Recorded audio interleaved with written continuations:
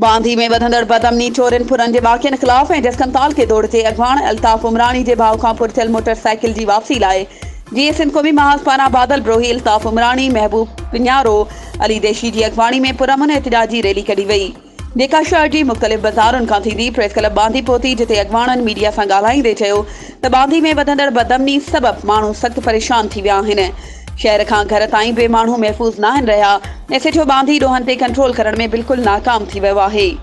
उन्हनि वधीक चयो त असां SHO बांधी वसीम मिर्ज़ा खे 15 ॾींहनि जो टाइम ॾियूं था। जेकॾहिं जस्कम अॻवान अल्ताफ़ उमरानी जे भाउ खां फुरथियल मोटरसाइकिल वापसि न कराई वई ऐं बांधी में बदअमनी ते कंट्रोल न कयो वियो त ॿी सूरत में बांधी थाणे आॾो एहतिजाजी मुज़ाहिरो करे धरणो हयो वेंदो।